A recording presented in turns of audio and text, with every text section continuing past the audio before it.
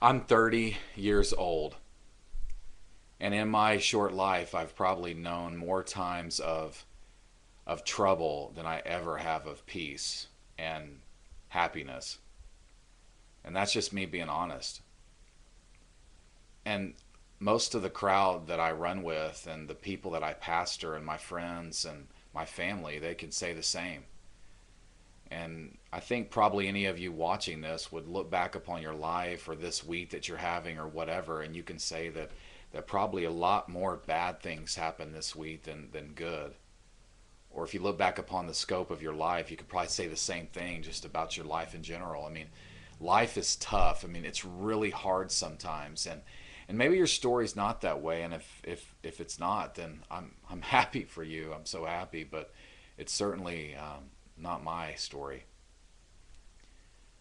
It's really hit me last week when I went to Colorado, and my sister lives there, and I had the privilege of driving a 1992 Ford van there that had like a trillion miles on it, and uh, it was an interesting drive, and uh, everything just seemed to go wrong on that trip to Colorado. I mean, everything went wrong. I break down twice on the way there. As I'm driving there, I get a phone call from a good friend. Her husband passes away, and so I have to rearrange my whole trip to come back and do a funeral. I had to leave 3 days earlier than I wanted. Once I get to my sister's house, finally, after I waited on the side of the highway for an hour and a half, I get to my sister's house, and my sister gets some type of stomach virus. She's sick all week long. One morning, I'm taking the dog out, their dog, and he just takes off running, and so he ran away from home. I mean, just everything you could imagine that could have gone wrong did. I mean, even the little things, just um, people pulling out in front of us when we were driving around town. I mean, just it was just rough, and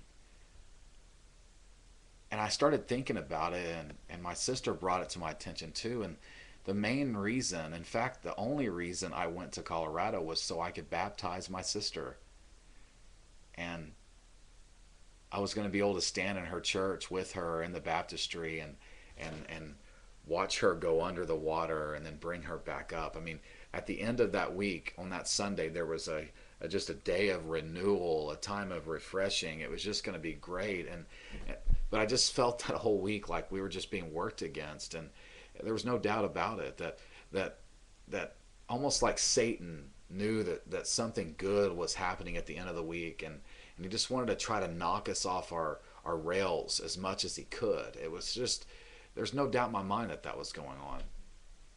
But as I stood in that baptistry with my sister that day and celebrated with her the new life that she was showing everyone that she had, it just made that moment more sweet because we had gone through so much that week. Like we made it through it. And it made us much more appreciative of what we had in that moment because it wasn't so smooth sailing. The Bible does not promise you and I happiness. It doesn't promise us that everything's going to go great all the time.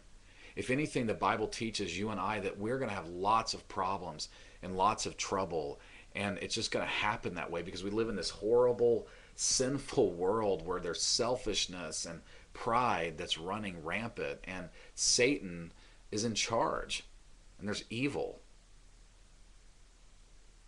So we're promised those things, but we're also promised that God will be with us during those times.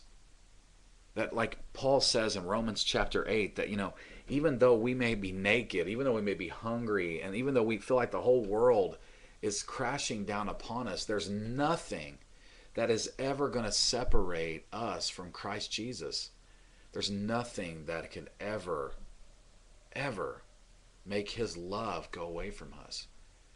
But my ultimate question for you tonight is, because we're promised these times of trouble and times of difficulty, the question that has to be answered is this: are you going to allow these times to be seasons of your life when you press into God and want to learn more about him, or are they going to be times when you run from him and you blame him? That is what we have to answer. Because my belief is that when trouble is around us, God is waiting for us to learn more about ourselves, to learn more about Him, to become more like Him and His character. That's what He wants. That's what He desires. And so that's my question. What are you going to do in your difficulties? Move towards Him or move away? I love you all, and I hope you have a great week. And as always, I ask you to be the church. Thanks.